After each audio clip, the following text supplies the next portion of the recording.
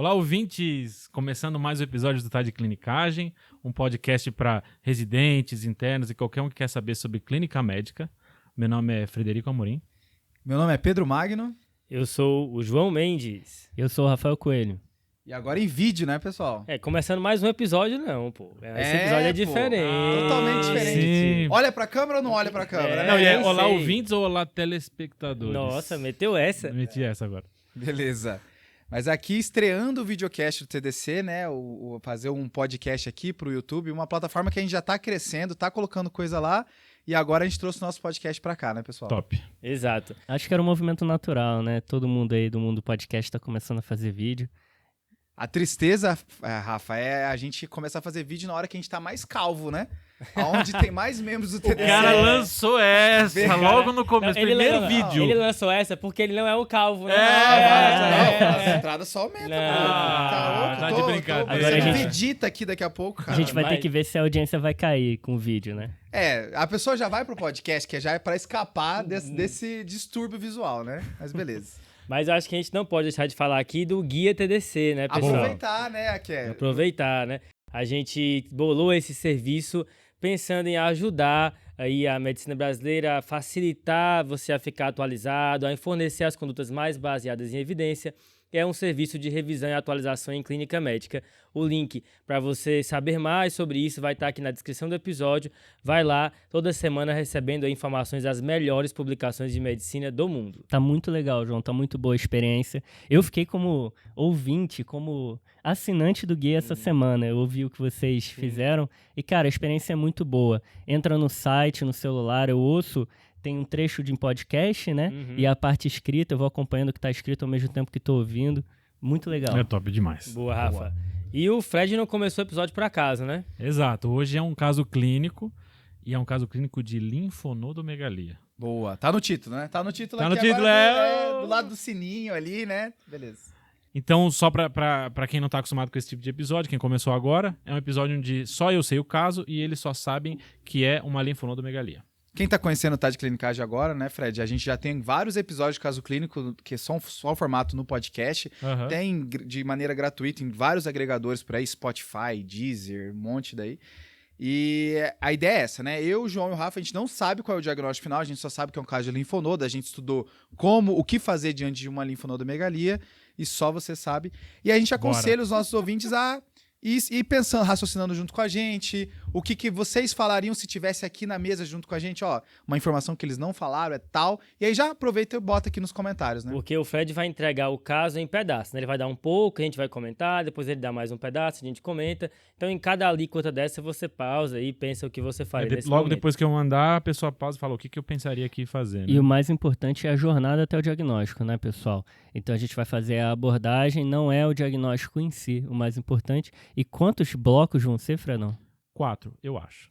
Você acha? Eu acho.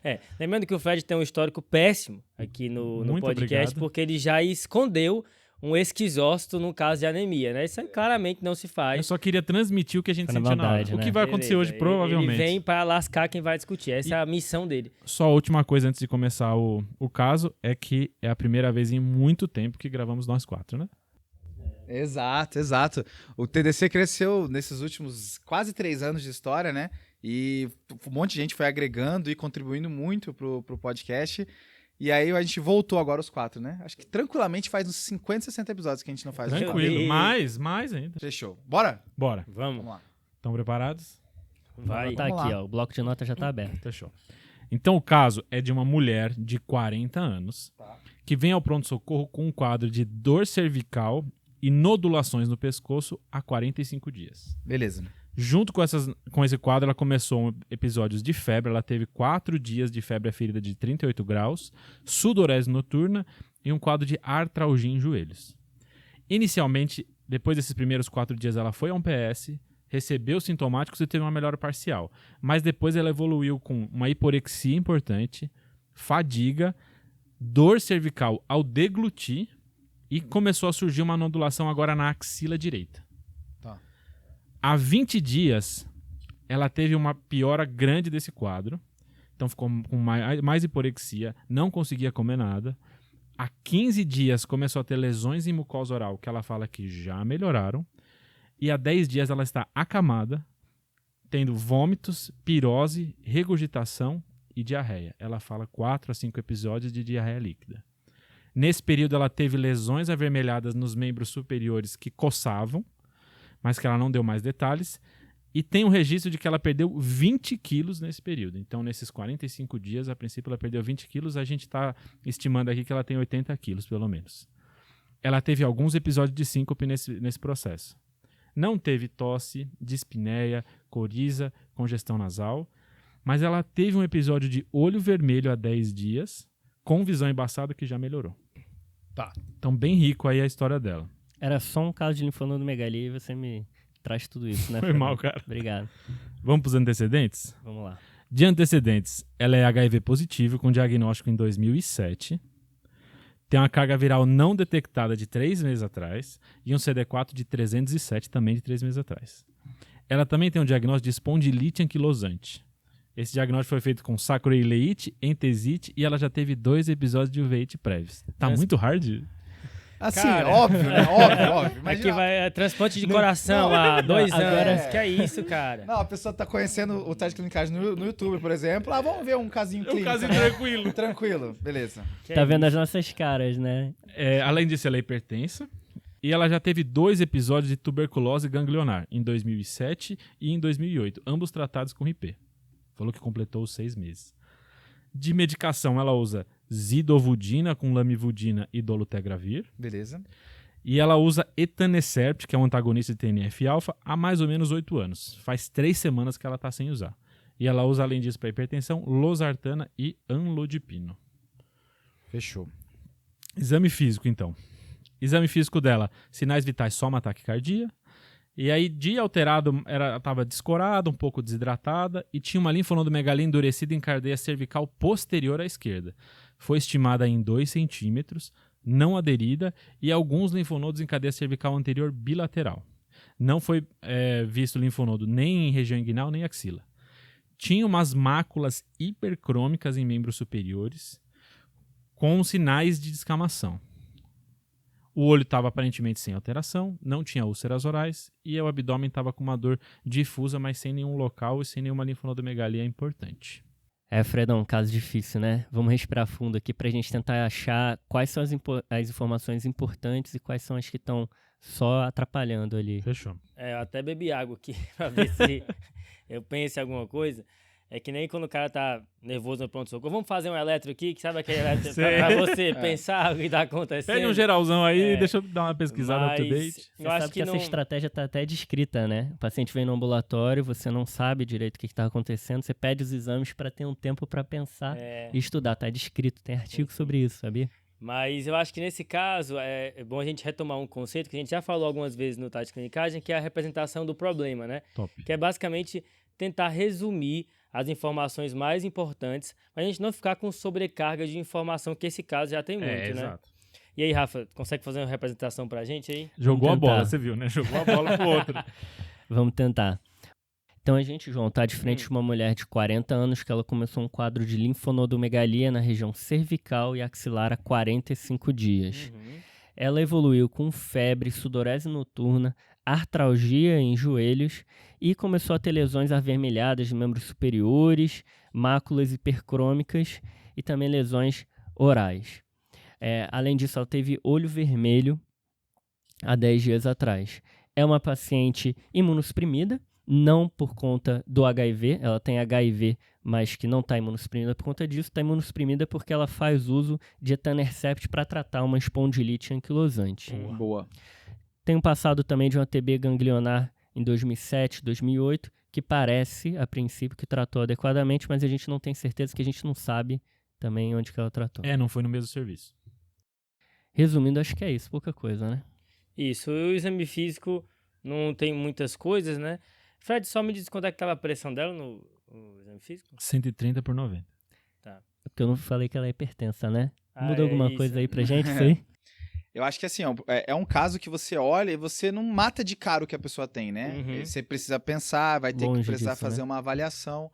Eu acho que essa é a ideia aqui do episódio, né? A gente sair daquele reconhecimento de padrão e você tentar fazer uma abordagem sistemática para chegar na resposta, né? E a gente tem aqui um sintoma guia que é a linfonodomegalia na região cervical e axilar. A axilar não foi encontrada, né? Não. Ela No só exame físico, a princípio, comentou não que tinha. tinha. Então vamos considerar que é uma cervical anterior e posterior, Tá. não é isso? E a gente vai a partir daí, né? O maior é posterior, cervical posterior. O maior é posterior. 2 E é centímetros. interessante que ela já vem com essa queixa de linfonodomegalia, né? Às vezes o paciente não vem, encontra. A gente, examinando, acaba encontrando, né, João? Eu acho que é importante marcar isso, porque assim, existe uma parte do exame físico que a gente faz em quase todo paciente, né? Que é sinais vitais, estudo, muitas vezes ausculta, mas a gente tem que adaptar a coleta de dados para o quadro clínico, né? Normalmente, quando você tem nem sempre o paciente traz, na verdade, que ele está com um nódulo no pescoço, na axila, né? Muitas vezes é uma coisa que você encontra sem o paciente referir. Mas nem sempre você vai procurar de maneira tão exaustiva porque não faz sentido. Acho que alguns cenários que vale a pena ir atrás é quando o paciente tem um quadro sistêmico e você não tem muita noção do que é. Tá com febre, sem causa, sintomas assim, né? Outro cenário que vale a pena também você pesquisar é quando você tem algo muito regional, assim, uma doença na perna, uma doença do braço, uma doença da orofaringe. E aí você procura a drenagem daquele local em busca de linfonodo. Acho que é outro cenário que dá pra gente caracterizar. Nesse caso, a paciente já trouxe, né? E não deve ser linfonodo pequeno, especialmente porque ela já disse que tem axilar. Axilar é diferente, é difícil a pessoa chegar dizendo que tem. É uma coisa que você costuma encontrar. Então deve ser grande esse linfonodo. E se ela sentiu que estava com linfonodomegalia, provavelmente foi um crescimento ali que foi mais agudo até, né? Que cresceu num tempo mais rápido. Senão acho que ela não estaria nem sentindo o crescimento mais indolente. Tá. Deve ter linfonodo bem inflamado aí. Fechou. Então, assim, eu acho que pra gente entregar uma abordagem sistemática, então, para os nossos ouvintes e telespectadores, né? Acho que a ideia é entender que o sintoma guia dessa paciente é a linfonodomegalia. Se a gente achar a resposta desse linfonodo, a gente acha a resposta da inflamação que ela tem, talvez de todos esses sintomas que estão juntos do quadro dela. E aí, quando a gente fala de linfonodo, começa a falar um pouco das características do linfonodo, né? Tem várias coisas que você pode destacar, mas acho que é importante a gente falar 3 aqui primeiro, que são as coisas que mais nos ajudam a diferenciar as causas. Manda Quais são, bala. Pedro? Tamanho, tempo e localização. Tá. Né? Tá. Então, o primeiro é o tamanho. Acho que quando a gente está falando de um linfonodo acima de 2,25 cm, Tá. esse é um linfonodo que tem maior chance de malignidade. O cara mandou um 25. Que é o corte, né, do trabalho. Aqui é o corte para você falar assim, ó, pera aí, aqui aumentou a chance de ser maligno, eu não posso deixar passar. Tá. Um menor que isso talvez seja só um reacional. Né? Quantos centímetros? 2,25. 2,25. Tá. O trabalho que usou isso, né, viu que quando passa disso, a probabilidade de neoplasia vai para 38% quando passa Cara, é desse... muito alto. É muito alto, né? Não dá para ignorar. Então, de fato, o tamanho é definidor aqui, né? Então, para a gente dizer que um linfonodo está aumentado é ali a partir de 1 centímetro, a partir de 2,25 já é um aumento considerável, clinicamente importante. Exato. Uma outra coisa é o tempo, né? Porque os linfonodos eles podem aparecer em quadros mais inespecíficos, mas eles vão embora. Agora, um linfonodo que passa de 4 semanas, e aí tem trabalho que fala 3, tem trabalho que fala 6, mas 4 semanas é uma média boa. É um linfonodo que você também já começa a ficar preocupado por ele não ter ido embora ainda. A nossa paciente já tem 45 dias desses sintomas, já passou do quadro de perigo, né? De qualquer um dessas semanas ela já passou. O tempo funcionando como filtro de doenças autolimitadas, né? Exato. Se rompeu essa barreira temporal, não é uma doença que se resolve sozinha, né? Provavelmente. E por último, a localização, né? Eu acho que a primeira divisão que a gente faz é se é um linfonodo regional ou uma linfonodomegalia generalizada, né? Que se vier uma linfonodomegalia generalizada, muda a minha lista de doenças. Se for uma linfonodomegalia regional, também vai mudar a minha maneira de raciocinar. Como é que a gente diferencia? Aqui vai depender da cadeia cometida, né? Se ele tiver os linfonodos todos na mesma cadeia, a gente vai considerar isso regional. Então, só na cervical, a gente vai considerar regional. Agora, se é cervical e axilar, cervical e femoral, cervical ou intraabdominal, por exemplo, que a gente nem sabe, né? A gente não vai necessariamente palpar no exame físico, aí vira generalizado. A nossa paciente parece ser generalizada porque ela se queixou da axila, apesar de que no exame físico a gente não conseguiu pescar isso, né? É verdade, Pedrão. E é legal a gente pensar que talvez valha mais a pena a gente ver não só o número de cadeias, mas também da onde que está vindo aquela drenagem que você já comentou, porque tem caso, por exemplo, de lesões na região de vulva, que aí vai dar uma linfonodomegalia inguinal, mas também em outras regiões ali pélvicas. Apesar de ter mais de uma cadeia ali acometida, são regiões que drenam o mesmo local. Então é diferente de um paciente que tem uma cervical e uma inguinal. Aí, nesse caso, é sistêmico, a doença parece ser sistêmica, né? Queria pegar também um gancho no que o Pedro falou, que às vezes uma linfonodomegalia que ao exame físico parece regional pode ser difusa porque tem muitas cadeias que a gente não acessa ao exame físico, né? Exato. Então, se você encontrou uma linfonodomegalia regional, mas não tem uma boa explicação daquela drenagem local para aquilo, talvez, você acha que é uma coisa que a gente vai falar depois, mas considerar um exame de imagem porque pode ter mais linfonodo que você não está vendo aí. Então, É o caso dela, né? Se a gente falar que ela tem linfonodo mediastinal e abdominal, é zero surpresa, né? Zero. Pode ter várias explicações. E aí, tentando puxar para o nosso caso, né, a região cervical anterior, ela costuma ter alteração em infecções de cabeça e pescoço, né, algumas infecções sistêmicas que se localizam ali caracteristicamente. Por exemplo, o Epstein-Barr vírus, né? Tá. Mas também a cervical posterior, e aí tem várias etiologias. O próprio Epstein-Barr é mais característico na cervical posterior, mas lembrar também de tuberculose e linfoma, que podem aparecer ali naquela região, porque é o linfonodo mais... Eu já tive, visto. tá? Transaminase maior do que 1000. Mentira. Isso. Mono? Monozinha? Linfocitose atípica. Eu também. É nóis. Tamo junto. Não, vocês estão falando, vocês dois tiveram? Isso. Na Você- mesma época. Brincadeira. Não, mas vocês, pacientes, você Isso, teve transaminase 1000 e tanto. paciente 1500. João Mendes, paciente Rafael Isso Coelho, mesmo. Cara, TGO eu maior que tinha- 1000. 1000. Eu tinha 17 anos, Caramba. eu não lembro exatamente que eu não tinha feito medicina ainda, mas reza a lenda que eu fiquei amarelo. Meu Então, Deus. assim, ruim, né? Ruim. Fiquei um pouquinho no hospital tomando remédio, mas isso aí. Tem algumas Vamos sair dos traumas aqui, Bora, né? Vai lá, bora. Pedro, segue. Bora. Tem algumas drenagens que ajudam a gente a pensar em pista, né? Então, quando a gente fala regional, a gente vai pensar, como o Rafa mencionou, da onde que tá vindo a drenagem, porque talvez a lesão seja ali, né? Tá. Por exemplo, né, quando é uma região axilar, a gente vai pensar em mama, né, e braço, né? Isso. Lembrando que mama contralateral pode também, tá? Boa. Por exemplo, pré-auricular, lembrar da drenagem da região de conjuntiva, né? Orelha. Certo. O retroauricular é típico da rubéola, né? Mas pega couro cabeludo também. Às vezes Também. infecções aqui atrás podem dar o retroauricular. Aí é específico, né? A rubéola ou uma infecção no couro cabeludo, né? Beleza. O inguinal é interessante, porque o inguinal ele é o menos valorizado, né? Tem locais que falam que até 2 centímetros ainda tá bem tranquilo de você ignorar. Tem aquele trabalho que a gente citou. Até a gente não falou até agora. A gente já tem um episódio de caso clínico de Esse é o 2. linfonodomegalia. E Esse é fui o eu dois. que fiz o caso da outra vez também. Você que apresentou o caso, É o discutido João pelo e Iago. João e o Iago. E é o número 44, quem for buscar ali no agregador. E o Iago ele traz essa informação, que pessoas que andam de pé descalço têm maior chance de ter não. linfonodomegalia Não lembrava dessa. na região inguinal. Agora, tá? o que acontece entre Essa é o pé muito boa, descalço tá? Essa e a é muito linfonodomegalia, tem bastante coisa aí, né, que pode acontecer. Exato. Meu Deus. Não, ó, foi uma piada. Não foi uma piada assim, não. É, uma associação muito longe. Né? longe, Anda concordo. descalço, tem linfonodomegalia. Mas a ideia é que, assim, pessoas que têm maior chance de ter infecção em membros inferiores vai ter mais linfonodomegalia em região inguinal. E lembrar que, às vezes, por exemplo, melanoma na região dos membros inferiores pode drenar primeiro pro linfonodo da região inguinal, né? Essa é uma dica boa, né, que o Pedro tá dando, e especialmente quando você tá falando da planta do pé. Acho que tem que examinar o membro inteiro. Isso é uma coisa que a gente fala no episódio. E outra coisa também é lembrar de reto, né? Que às vezes tem um linfonodo inguinal, você procura ali, mas tem que fazer exame anorretal e toque, porque às vezes um câncer daquela região pode disseminar para linfonodo inguinal. Então, para fechar a inguinal, acho que só é importante mencionar também que as infecções sexualmente transmissíveis também têm maior tendência de fazer linfonodomegalia ali naquela região inguinal. Então, assim, para tentar fechar tudo, né? Região de cabeça e pescoço, examinar faringe, dar uma olhada na orelha, conjuntiva, examinar cabeça e pescoço mesmo, né? Axilar, lembrar da drenagem no braço, e aí olhar a unha, palma da mão, que às vezes pode aparecer um melanoma, uma lesão assim. Mesmo pensamento para o linfonodo inguinal, que tem que examinar as pernas, e lembrar que o linfonodo inguinal também tem que examinar a região genital e anal. Top. E axilar as mamas, né?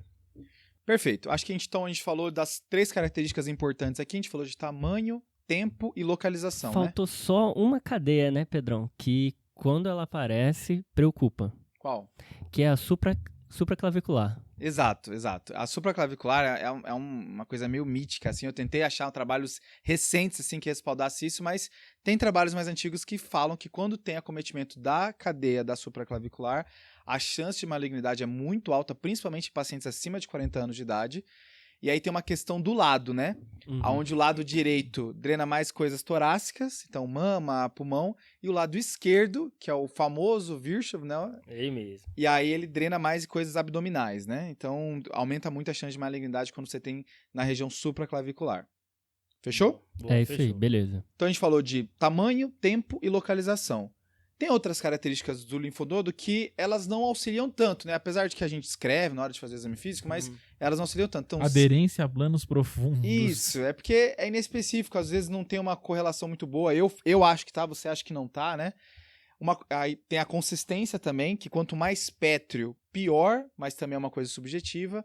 Acho que é por isso que é bom o tamanho, porque o tamanho acho que tende a ser mais objetivo, né? E tem uma questão da dor, né? Que o pessoal fala, se tá doendo, tranquilo. O problema é que tem linfonodomegalias de acometimento neoplásico que ele faz uma necrose central que dói.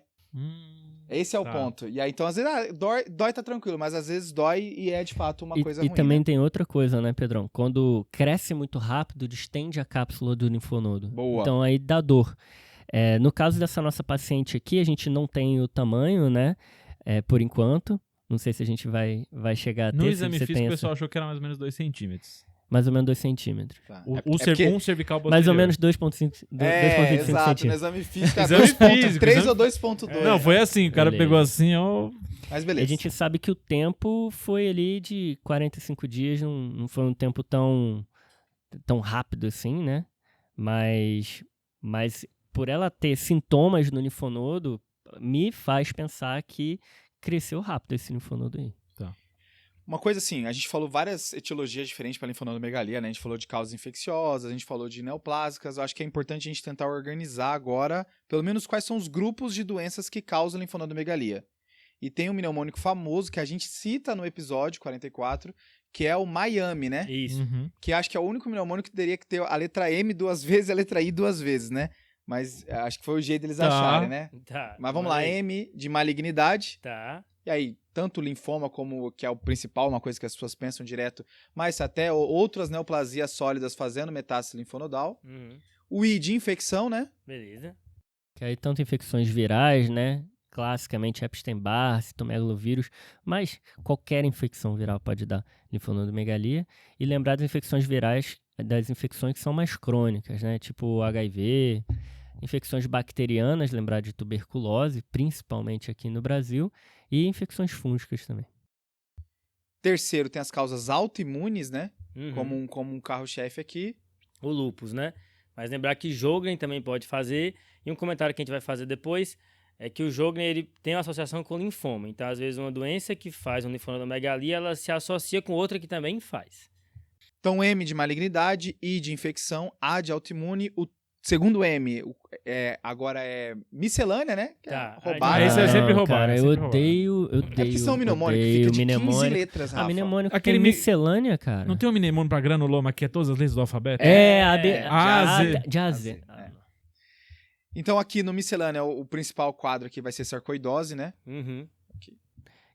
Sarcoidose, por que não entra no autoimune, né? Fico pensando, não sei se é autoimune ou não é. A verdade é que sarcoidose, ninguém sabe onde coloca essa É, doença. Porque ninguém sabe exato. por quê, Então, né? Mas nesse do miscelânea também entra doenças raras, né? Kikuchi, Kimura, mas eu acho que essa letra do Miami, ela só é evocada quando as outras, você não encontra uma explicação Tá. para as outras. Então é um plano B aí, esse miscelânea, mais ou menos isso.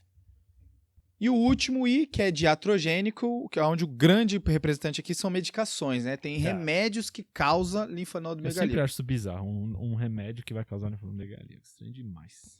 Pois é, isso é uma coisa que a gente até fala no episódio que o Pedro citou, né? E assim, se for para chutar um remédio que dá efeito colateral, a gente sempre vai citar os mesmos, né? Anticonvulsivante, fenitoína, alopurinol, que são remédios aí que são pior que manga com leite, né? Porque sempre dá ruim quando eles vêm. Então, mas acho que o mais importante disso é saber que os remédios fazem isso, porque eu acho que não é uma coisa assim, que é muito fácil de inferir, né? E depois vem uma lista, talvez. Aí né? você vai atrás dos remédios que fazem. Não, até, por exemplo, a gente não tá acostumado a atender vários pacientes no dia usando zidovudina Uhum. ou usando etanercept. Então você vai ter Sim. que ver se não tem alguma coisa diferente com esses remédios, né? Não, mas ó, eu tô lendo aqui a lista do Pedro e tem aqui, ó, captopril e atenolol. É. Aí mata, Não, né? aí claramente Penicilina. é assim... Vai lá. Não, Não. eu gosto da opinião do João sobre Não, isso. aí claramente o cara não sabia qual era a causa, olhou alguma coisa e culpou um inocente que tava ali, que era o captopril. O coitado pô. do captopril. É porque às vezes coincide de a pessoa que suspeita que é de um medicamento tira o medicamento e o paciente melhora da linfonodomegalia. E coincide com a melhora de Isso, uma né? outra causa, né? Correlação não é causalidade, né, Rafa? Isso aí. Mas eu acho que comentando do Miami aí, né, eu acho que as 3 primeiras letras, né, malignidade e infecções, depois as autoimunes, especialmente as 2 primeiras e depois autoimunes, são as que você vai mais utilizar na maioria dos casos aí. Pessoal, vamos voltar pro caso, então? Bora. Vocês falaram sobre causas, o que vê no linfonodo, mas e aí? O que você acha dessa paciente?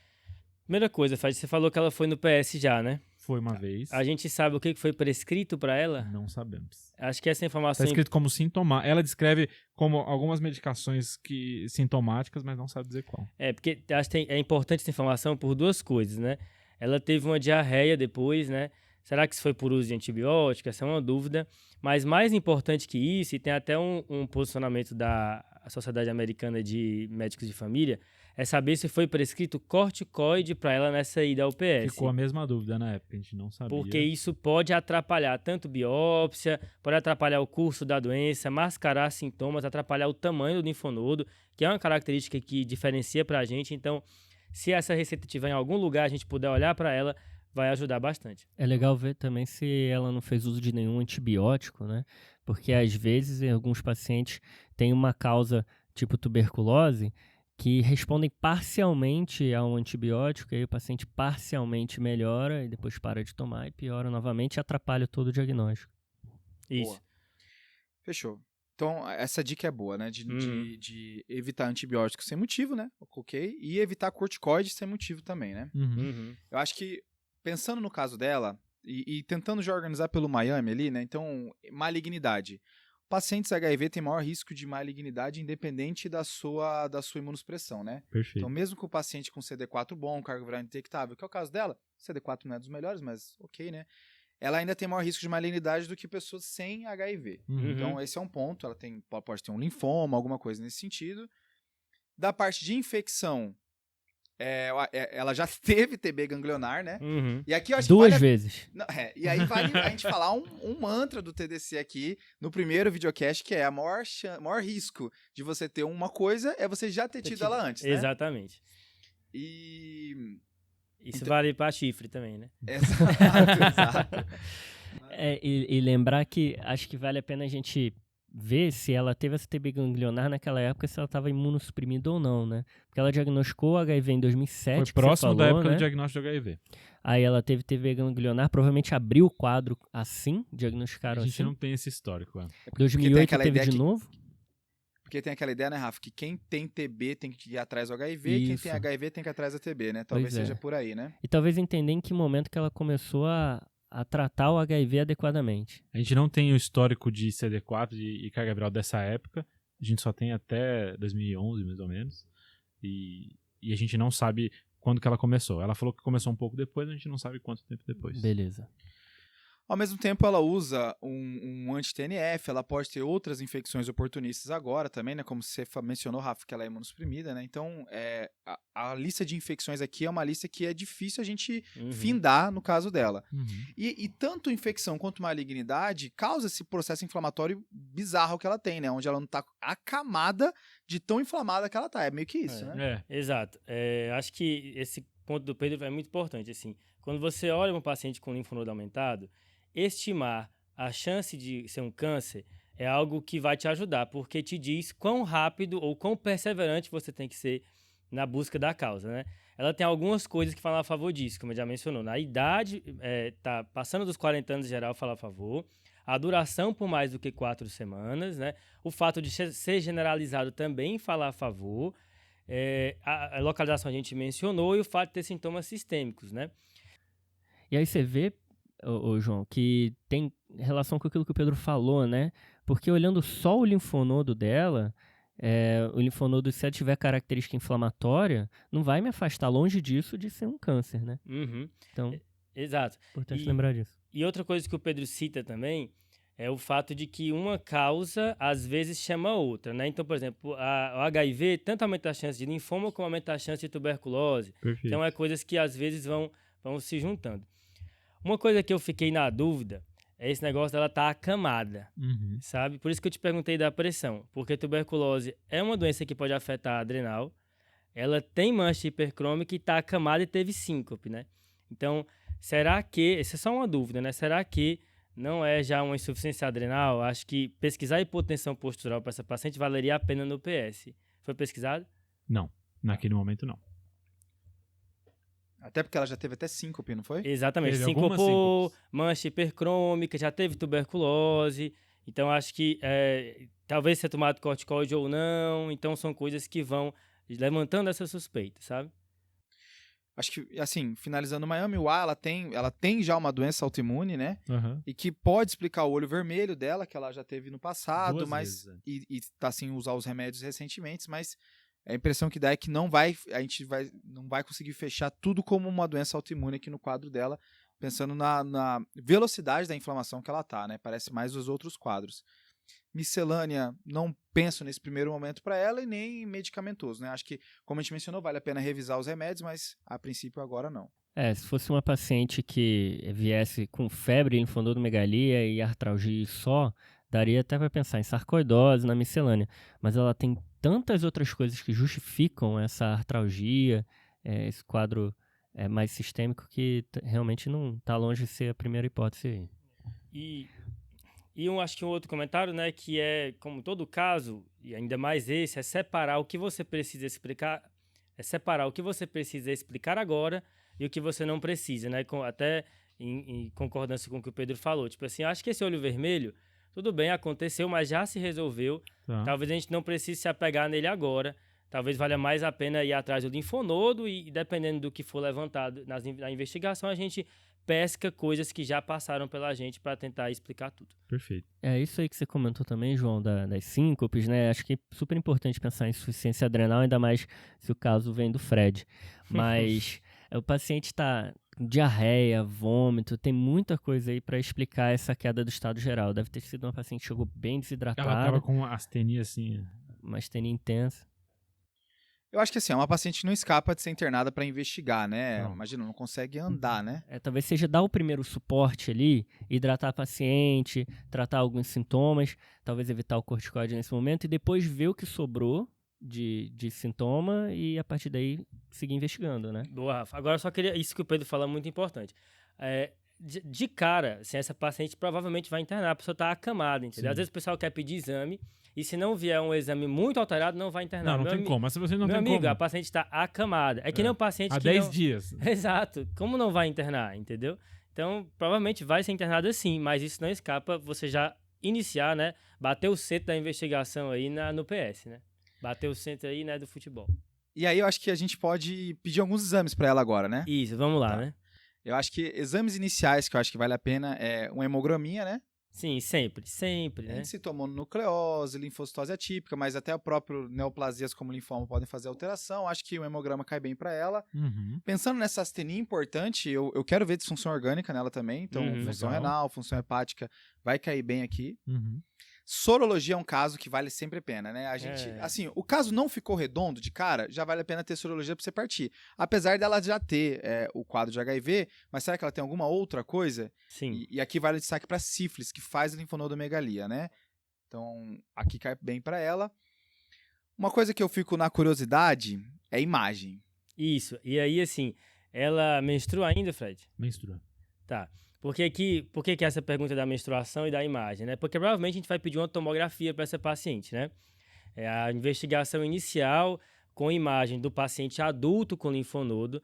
Em geral, o exame de escolha é uma tomografia. Você pode fazer ultrassom, mas também nesse posicionamento da Sociedade de Medicina de Família dos Estados Unidos, eles sugerem tomografia como exame inicial. Tá. E aí, como é uma paciente em idade fértil, uma mulher, vale a pena indagar sobre a possibilidade dela estar grávida, e aí, se existe isso, né, o beta-HCG te ajuda aí. Então, mas se beta-gata seja negativo ou se não houver a possibilidade de gravidez, tomografia, e aí assim, aqui vai ser do pescoço até a pelve, né, meu amigo? Exato, pescoço, tórax, abdômen e pelve, né? Uhum. Não é uma recomendação formal, mas eu acho que cabe para ela pra gente ver se tem outras linfonodomegalias, né?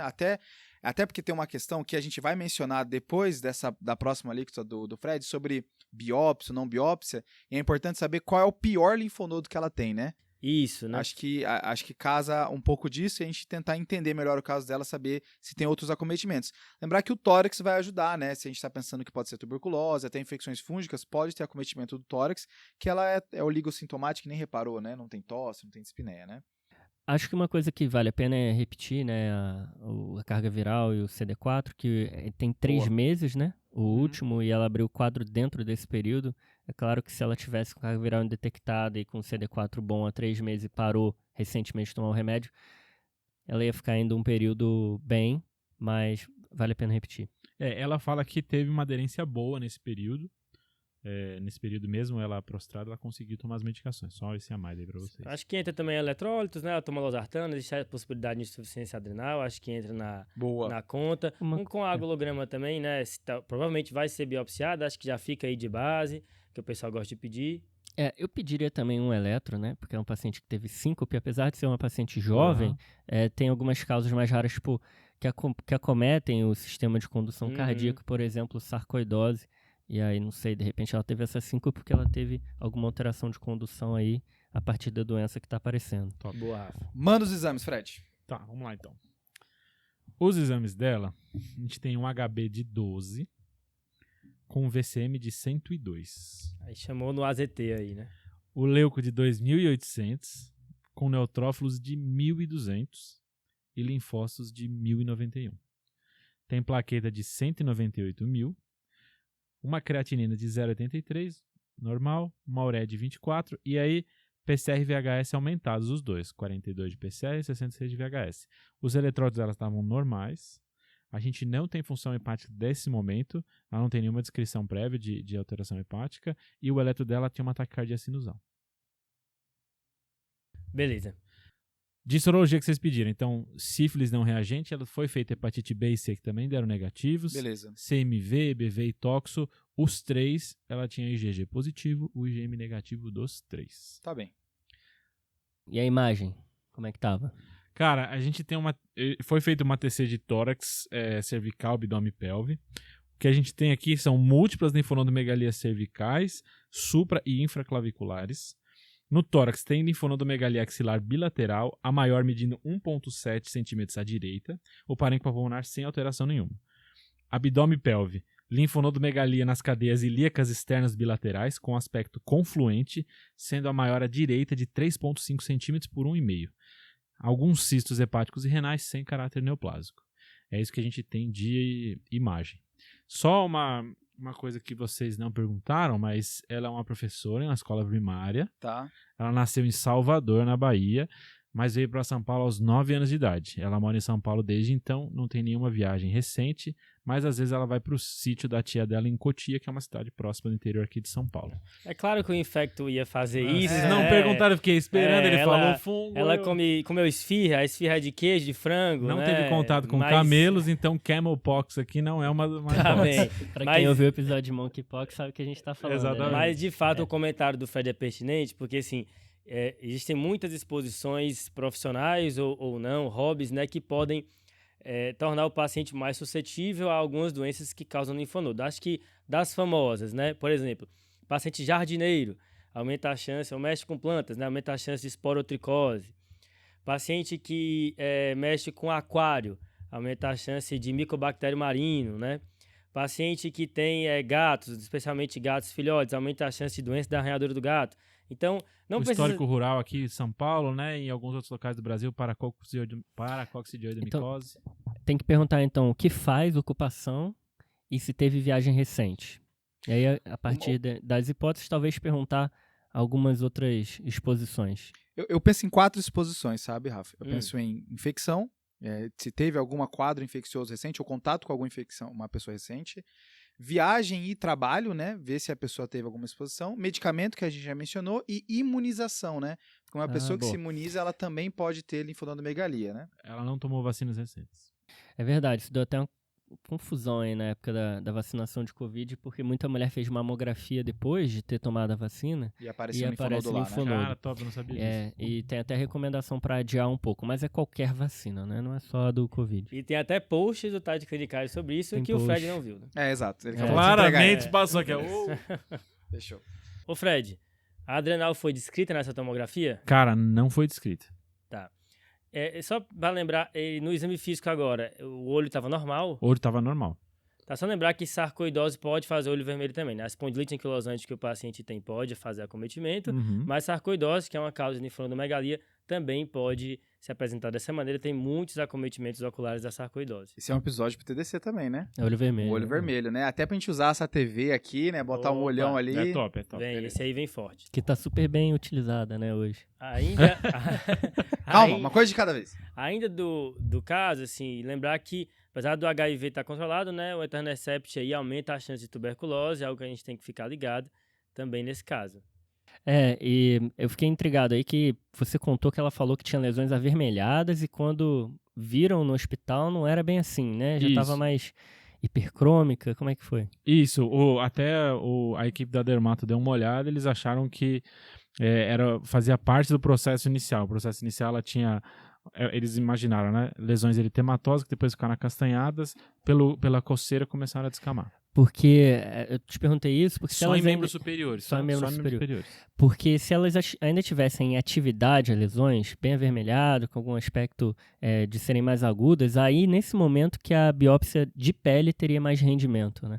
Agora que elas já passaram por esse processo, eu não sei o quanto que ajudaria. E lembrando que você comentou aí que tuberculose pode dar acometimento de pele, tanto por acometimento direto, infecção da pele pela tuberculose, quanto também por reações de hipersensibilidade, como as tuberculides, né? Exato, Rafa. Então, assim, se por um lado pode ser um quadro adrenal, que não está parecendo muito ser, Uhum. também pode ser uma hiperpigmentação pós-inflamatória, que foi a hipótese inicial, Isso. mas também uma manifestação dermatológica de uma doença sistêmica, entre as a tuberculose, como você trouxe, que é uma doença que pode acometer qualquer sistema do corpo humano, né?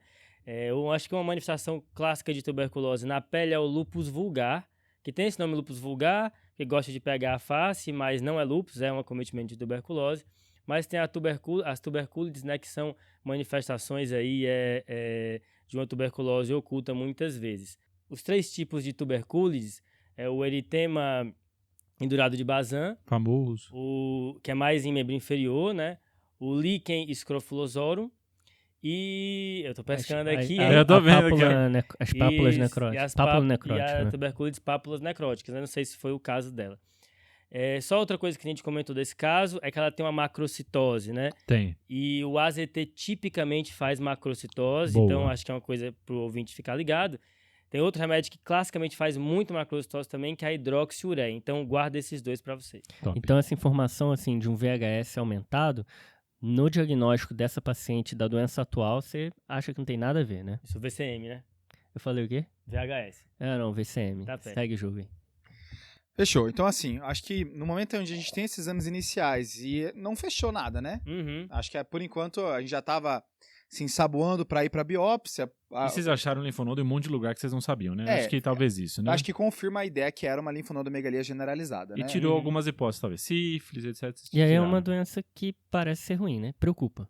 Exato, Rafa. Eu acho que a partir de agora, que a gente não tem uma causa clara, né? É importante a gente saber o que a gente vai fazer com o paciente, né? Uhum. Então eu imagino 3 caminhos possíveis aqui para um paciente que vem com linfonodomegalia. Beleza, quais são? O primeiro é um caminho onde eu tenho uma hipótese boa pro caso dela e eu vou perseguir aquela hipótese, né? Que não é o caso. Que não é o caso. Então, por exemplo, a gente citou quando tem uma linfonodomegalia regional, e aí você vai atrás se tem algo atrás naquela região que faz a drenagem, ou se o paciente tem alguma sorologia positiva e você vai atrás disso, tratar para ver como é que responde. Úlcera genital e um linfonodo inguinal. Até exposição sexual em geral, né? Ver se tem Uhum. algo nesse sentido. Você vê se tem alguma coisa para mononucleose, que é uma causa também bem prevalente de linfonodomegalia generalizada.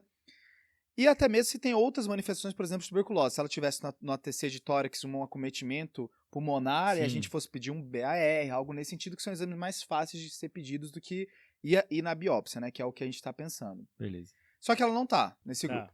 O segundo grupo é quando você não tem uma causa óbvia, mas também não tem nenhuma característica ruim desse linfonodo. Daquelas características de malignidade que a gente mencionou. Exato, não tem nada que aponta para que pode ter uma coisa por trás e que eu preciso investigar agora.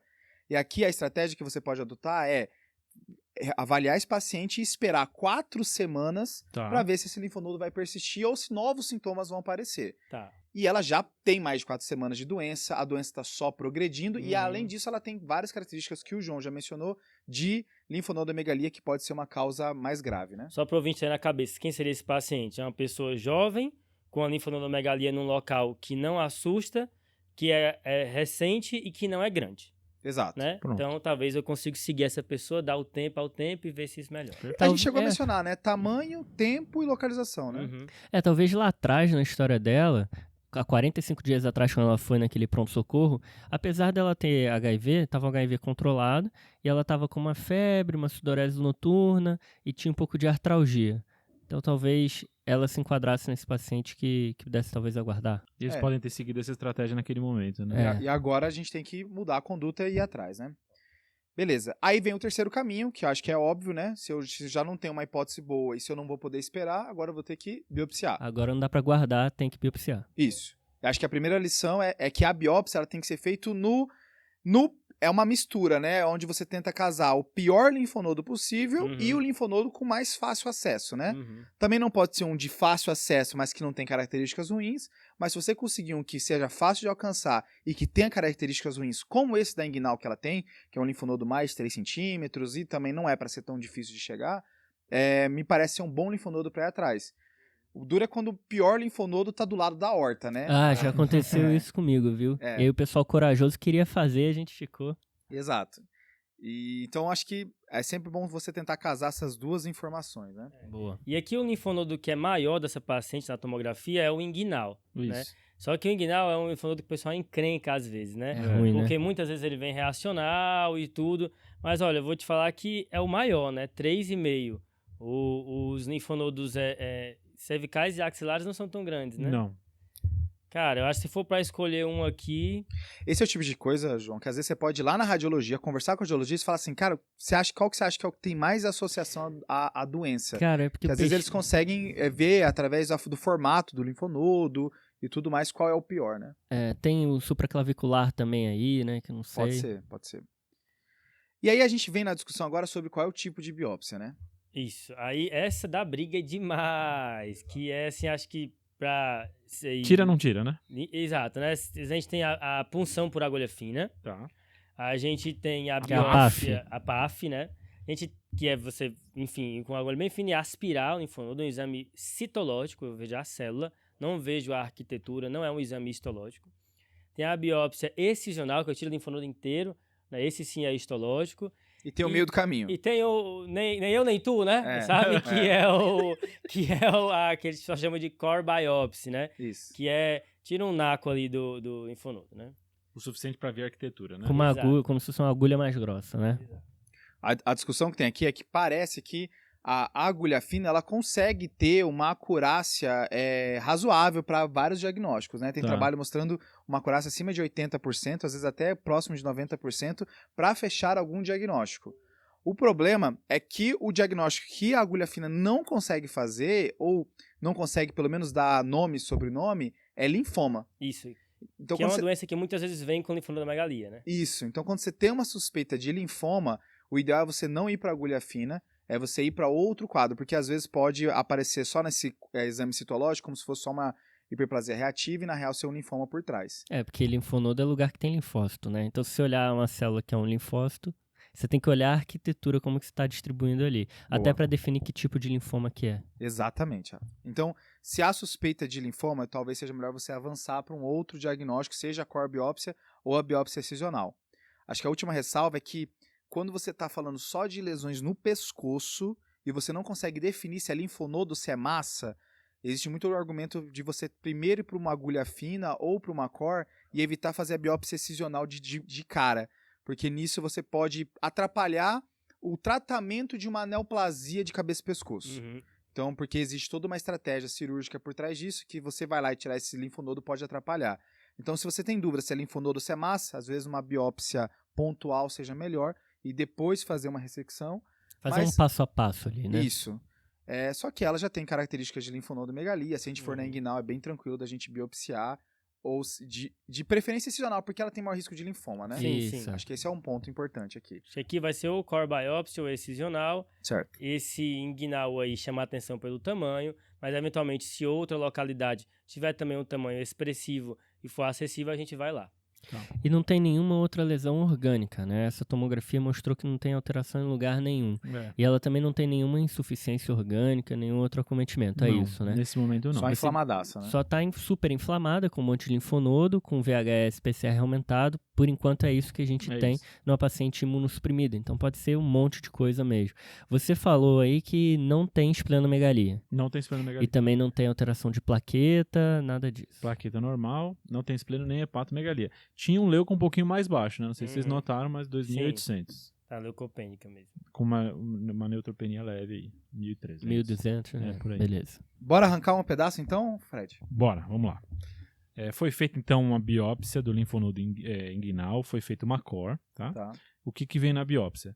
Fragmentos de estrutura linfonodal extensamente necróticos, mais de 80% da amostra com necrose. Não foi visto inflamação granulomatosa. E aí tem uma descrição aqui de infiltrado linfóide com cariomegalia e hipercromasia. O pessoal da Pato falou que não dava para avaliar muita coisa nesse momento com essa descrição e mandou para a imunohistoquímica, que ainda não chegou. Beleza. Então é isso que a gente tem até agora. Só lembrando que talvez valha a pena, antes de tirar fora, já conversar com o pessoal da patologia. Porque já é um diferencial você, depois de ver o resultado, você ir no patologista e perguntar: e aí, o que você achou disso aí? Que foi o que você acabou de passar pra gente. Mas às vezes vale a pena ir antes, né? Pelo menos para saber em que tipo de meio que vale a pena colocar a amostra, né? E que tipos de culturas que vão ser realizadas, esse tipo de coisa. Ainda bem que você falou isso, Rafa. Então, da parte de tuberculose. Então, foi feita uma cultura do linfonodo que ainda não saiu, BAR do linfonodo que veio negativo, PCR para tuberculose, histoplasmose e paracoccidioide micose que vieram negativos do linfonodo. E foi feito sorologia para o paciente de histoplasmose e paracoccidioide micose que também vieram negativos. Esse caso é caro das clinicais, né? Assim, tóxico, raio-x é normal, prurido sem lesão de pele, linfonodo que a biópsia não entrega, né? Exatamente. Então é o seguinte, eu acho que a gente tem alguns caminhos, né? Primeiro que tem cultura para sair ainda, né? Esse material ainda vai para cultura, pode ser que o PCR não tenha vindo positivo e a cultura brilhe alguma coisa. 30 a 45 dias para sair. Exato, né? Então é um diagnóstico que o pessoal de vez em quando vai ter que ficar checando a cultura, porque às vezes esquece, né? Eu acho que um outro caminho, assim, é pensar, primeiro, será que alguma neoplasia que não foi pescada nesse linfonodo, né? Apesar de que esse centro necrótico fala um pouco contra, parece ser mais infecção agora. Né? Exato, isso é estranho, né? Lembrar que algumas condições inflamatórias, né? Lá daquele miscelânea do Miami também podem fazer, por exemplo, o Kikuchi, é outra opção aí para esse caso, né? Isso, que é uma doença que se apresenta mais com linfonodo cervical, né? Não tão difuso assim. E é para biópsia ajudar, né? Acho que essa é uma hora que, além de falar com patologia, óbvio, dar uma estudada, né? No que pode dar esse linfonodo com essa necrose toda dentro, né? Quais são as causas mais comuns ou não. Se você jogar aqui no UpToDate, por exemplo, Kikuchi é uma das primeiras que aparece, né? E lembrar que não saiu ainda a imunohistoquímica, que é uma coisa que pode ajudar no Kikuchi especialmente, né? E a ausência do granuloma também ajuda, né? Pois essa questão de ausência do granuloma, a gente pensa menos para doenças granulomatosas como sarcoidose, não infecciosas, né? Como sarcoidose, e infecciosas como tuberculose. Mas olhando aqui o nosso meio, como sarcoidose é muito mais incomum, para aparecer uma sarcoidose com uma apresentação atípica, seria mais raro ainda. Né? Ainda mais uma sarcoidose que não tem acometimento pulmonar, porque mais de 90% dos casos tem acometimento pulmonar e pouquíssimas pessoas têm acometimento só extrapulmonar. Então, não penso nesse caso. Mas talvez uma tuberculose que tem um acometimento que não seja granulomatoso, possa ser mais comum, apesar de ser atípico, porque tem muita gente com tuberculose no Brasil. Né? O que fala muito contra o PCR ter vindo negativo, mas acho que vale a gente pensar da amostra. Né? Será que essa amostra foi adequada ou não? porque a gente tinha comentado aqui, o Pedro falou da gente fazer uma biópsia excisional. Não foi o que foi feito, né? Não, foi uma core. Foi uma core biópsia e veio muita necrose aí, não deu pra ver muita coisa. Acho que o próximo... E até aquela discussão, Rafa, se o linfonodo da região inguinal é o que foi o melhor, né? Normalmente é um dos que tem o pior rendimento. Isso, né? a gente Linfonodo achou que inguinal. era o melhor naquele momento, mas talvez agora seja a hora de pensar em outro, né? Talvez o supraclavicular ou aqui o cervical, e aí dessa vez tirar ele inteiro.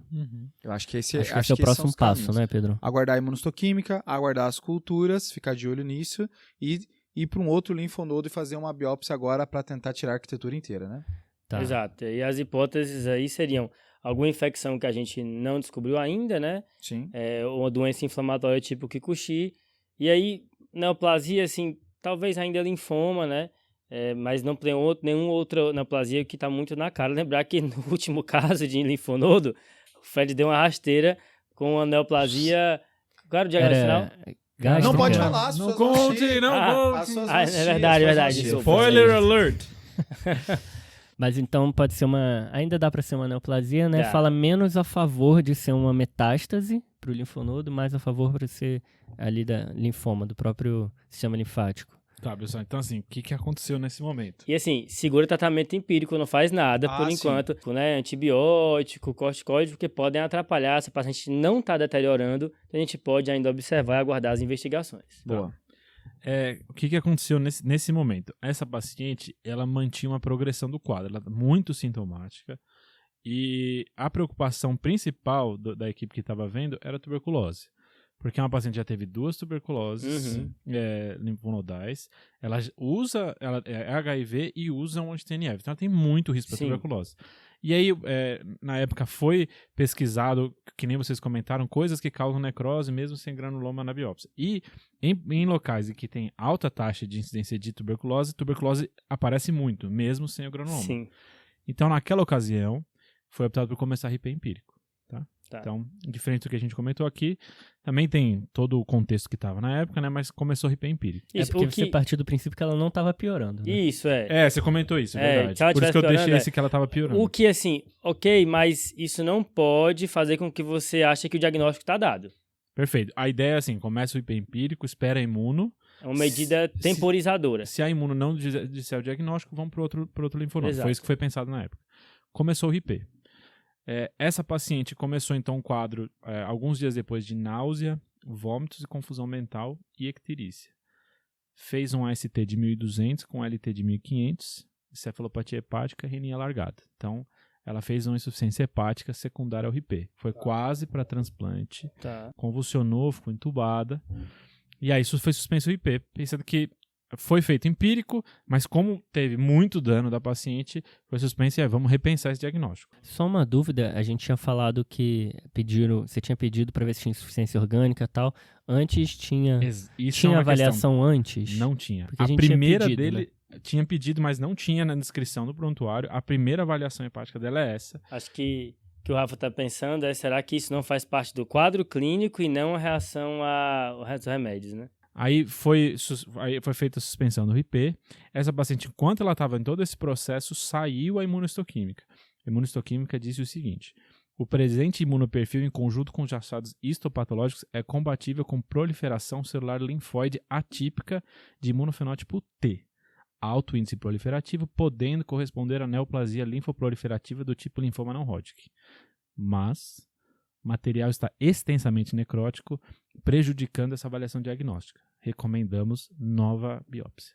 Então, fez essa suspeita de linfoma não Hodgkin, mas eles achavam que não dava para fechar só com essa biópsia. Essa paciente fez uma segunda biópsia de região cervical. Boa. Isso aquele posterior? Exato. E nesse posterior veio reacional. Veio BAR negativo, veio pesquisa de fundos negativo, não veio necrose nesse, veio só reacional. Essa paciente teve uma melhora clínica e teve alta. Ela retorna 4 meses depois com um quadro bem parecido, um pouco mais leve. É feita uma nova biópsia de outro linfonodo. Essa outra biópsia não foi excisional, foi core também, que veio reacional novamente. Ela melhora de novo do quadro e aí ela volta pra gente. Então, Mas tá complicado esse diagnóstico aí, viu, Fred? Cara, foi difícil. Vamos lá. Posso continuar aqui? Vai. Então, ela volta então pra gente com um quadro, isso já é 6 a 8 meses depois, né? Com um quadro de sensação de febre há uma semana, com febre aferida 3 dias e diarreia líquida novamente. Então, parece um quadro bem parecido com o outro, né? Tem dor em região cervical engolir, inapetência e as nodulações continuam. Ela também queixa de artralgia, principalmente em cotovelos e joelhos, que você vê no exame físico. Então, no exame físico você vê o linfonodomegalia cervical, você vê essa dor em cotovelos e joelhos, e você só vê o que sobrou daquelas manchas lá atrás, tá só agora um residual. Não tem mais nenhuma grande alteração, só aquela dor abdominal que ela sempre tem. Nos exames, anemia, um HB de 8, o VCM mantendo 102, o leuco de 4.000, diferencial sem alteração, plaqueta de 170.000. Um PCR de 69 aqui, um AST de 100, um LT de 60. Dessa anemia, a gente tem um reticulócito aqui de 60.000, um DHL normal, bilirrubinas normais. A urina 1 dela também sem alterações nesse momento. Beleza. Eu acho que agora que ela volta, né, no novo quadro, né, na real uma continuidade do quadro, é importante agora a gente reacessar a tomografia para ver se no primeiro momento era um diagnóstico que não foi fechado porque não tinha informação suficiente e ver se agora, na manutenção do quadro, a gente vai ter mais informações na tomografia. Por exemplo, será que não tem algo no pulmão, algo no abdômen, algo no baço? Que aí agora sim, com essa informação e mais do que o que ela teve há 5 meses atrás, a gente vai conseguir fechar um quadro, né? Porque às vezes as doenças evoluem e no primeiro momento a gente pesca elas no momento, a gente encontra elas num quadro onde a gente não consegue fechar o diagnóstico. E né? talvez reacessar alguns sintomas que possam guiar a gente, né? Exato. Porque agora tá nítido que ela tem bastante sintoma gastrointestinal e que isso talvez seja, para mim, eu tenho a impressão que isso seja importante no diagnóstico dela. Ela tem bastante dor abdominal, ela tem essa diarreia que vai e volta sempre que a doença está em atividade, sendo que ela tem espondilite anquilosante. Será que ela tem algum acometimento gastrointestinal relacionado, né? Uma enteropatia artropática? Não sei. Podemos pensar em pedir uma colono. E eu acho que nesses casos, assim, o que ajuda é readmitir o paciente e ser uma pessoa que nunca viu o caso, sabe? Porque, normalmente, quem já viu o caso fica cego para as hipóteses, sabe? Porque aquela outra vez focou no linfonodo, já tem Isso. 3 biópsias mostrando. Provavelmente, assim, o linfonodo aí, ir nele de novo não vai ser frutífero.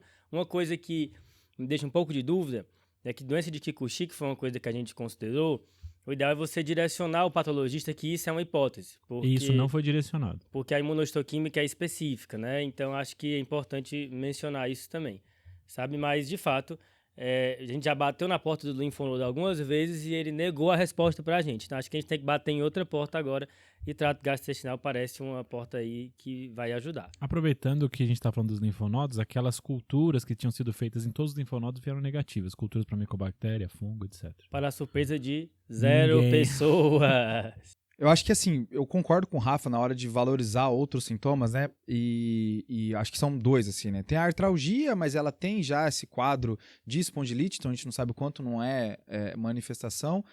Essa parte da diarreia, quando eu penso em diarreia numa pessoa que tem HIV, abre aquele leque de bactérias mais diferentes, né? De micro-organismos mais diferentes, como Microsporidium, Cryptosporidium, Isospora. Só que ela, a princípio, não era tão imunossuprimida assim, né? Talvez valha... Tem o Etanercept na jogada, mas... talvez valha a pena a gente pedir análise para essas bactérias, lembrar também de micobacteriose atípica e citomegalovírus, né? Citomegalovírus... pode fazer esse quadro monolaico, onde faz uma linfocitose, tanto a micobacteriose atípica também pode fazer, mas era para crescer em algum canto, né? Ela tem essas PCRs, acho que talvez olhasse para CMV aqui também não seria uma má ideia. E pensando em sintomas gastrointestinais e linfonodomegalia, outro diagnóstico também é febre tifoide, né? Que pode fazer, eu acho que ver se ela foi culturada já nos outros quadros, fazer análise de fezes e hemocultura aqui para ver se pesca alguma coisa também. É uma boa hipótese, né? Ainda nas infecciosas, doença de Whipple, né? Também pode fazer diarreia, pode fazer linfonodo aumentado, é uma coisa que também acho que vale a pena pesquisar se a gente for fazer exames endoscópicos aí, né? Para essa paciente, é outra coisa que a gente tem que considerar. Que aí o diagnóstico seria na biópsia do intestino. E o que é estranho dessa hepatite que ela teve é que ela já deve ter tomado RIPE antes, né? 2 vezes. E não aconteceu nada. O que será que aconteceu agora? Foi do regime mesmo terapêutico ou não, já que ela já utilizou anteriormente? Ou é tudo um quadro que a gente não sabe, né? É outra coisa que dá dúvida, sabe? Então tá, então sendo pragmático aqui, a gente vai pedir pra ela uma nova tomografia pra ver se tem alguma coisa diferente, certo? Endoscopia digestiva alta e uma colonoscopia, Tá. para ver se tem alguma lesão intestinal que possa guiar, tanto infecciosa quanto atividade de doença autoimune. Boa. Pesquisa, né, dessas bactérias mais diferentes, né? Ok. E ver se na lâmina cresceu alguma coisa diferente, até mesmo revisar a lâmina, né? Direcionando para outras possibilidades, entre elas Kikuchi. Boa. Tá. Então, o que foi feito nessa época? A nova Atomo não mostrou grandes diferenças com relação à outra. Tinha ainda linfonodomegalia, não tinha grandes alterações no pulmão, abdômen. A colono, normal, só um pouquinho de divertículo, mas nada mais. E a revisão da lâmina, foi feita uma revisão para avaliar HHV8, doença de Castman, que veio negativo. Não foi feita avaliação específica para Kikuchi. Tá? Então, não teve essa investigação pela patologia. Realmente é um caso difícil. Múltiplas biópsias que não esclarecem o diagnóstico. Múltiplas investigações microbiológicas também. Acho que assim, aqui é a hora de chamar alguém que já viu muito caso, para o cara dizer assim, rapaz, em 1993 eu vi... Um bichãozão, você quer chamar um bichãozão. o cabeça branca, entendeu? Sei. Compartilhar esse caso com outras pessoas, né? Ver se alguém tem alguma luz, né? Porque... Gritar. Exato. Eu acho que uma coisa interessante assim, ó, o que pesquisaria agora, né? Qual que seria o artigo que talvez me desse essa resposta, né? Eu acho que esse é uma coisa legal, porque os artigos de linfonodomegalia parece que não foram suficientes, né? Qual que seria a soma? Além de rever todos os anátomos patológicos anteriores, ver se algum deu alguma pista diferente, talvez rever casos de linfonodomegalia sem granuloma com necrose para ver se aparece alguma doença diferente que a gente não pensou ainda, né? Eu acho que reacessar os exames que já foram feitos para ver se algum foi feito em uma condição não ideal, para ver se houve alguma amostra que não estava tão adequada ou se faltou algum marcador no meio do caminho dessas doenças todas que a gente comentou. A gente comentou aqui que a gente ainda faria uma endoscopia digestiva alta. Como ela está com uma anemia agora, talvez ir para a medula, né? Fazer uma biópsia de medula se a gente não encontrar nada. Mas, coitada dessa paciente, ela já fizeram vários exames e a gente ainda não sabe, não fechamos o diagnóstico. Ó, vocês comentaram essa doença, tá? E revisar a própria lâmina, né? Que a gente já mencionou direcionando, né? E aí, Fred? Vocês querem dar um chute final? Não, pode falar, A gente vai jogar a toalha aqui. Cara, o que aconteceu com essa paciente? Quando ela foi reinvestigada, foram feitas algumas provas reumatológicas e ela veio com um FAM, 1/1280 nuclear pontilhado grosso. Vocês perguntaram se tinha feito, eu falei que não tinha. E eu falei que não tinha. Então essas provas, esses anticorpos foram feitos depois. Depois, agora, só agora. Na época não tinha. Foi feito agora, nessa internação que a gente tá falando agora. Naquela internação não foi feito nenhuma. É a primeira vez que é feito esse tipo de alteração, de exame.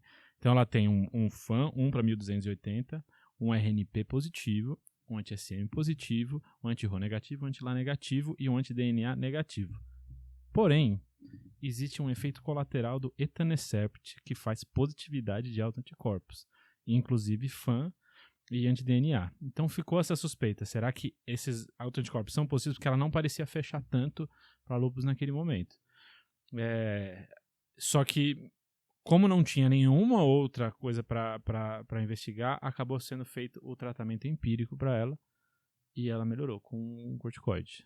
Foi feita uma dose alta de corticoide. Aí depois, reavaliando o paciente, foi feito um diagnóstico de lúpus com linfonodomegalia como sintoma. A dúvida ficou, será que esse começo e essas linfonodomegalias, essa TB que ela tratou antes, será que era TB mesmo? Ou será que fez um tratamento empírico porque ela era HIV nessas duas primeiras e já não era o quadro lá atrás? Ficou a dúvida se ela não fez um lúpus associado a Kikuchi Fujimoto e não foi feito o diagnóstico certo. Fez essa suspeita e a gente não vai saber. Porque Kikuchi vem muito associado com lúpus em mulheres e com quadro cervical, né? Exato. Isso fica uma hipótese até hoje. Mas até metade dessa internação, nem a equipe da Reumar estava acreditando que era. aí fez aí começou a tratar empírico, e aí depois acreditar no diagnóstico.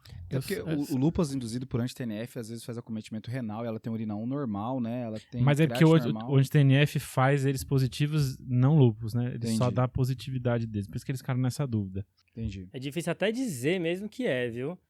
Sem antes ver a resposta com o tratamento, e mesmo assim foi o quê? Corticoide foi feito. Foi corticoide. Que muitas coisas vão melhorar, né? Exato.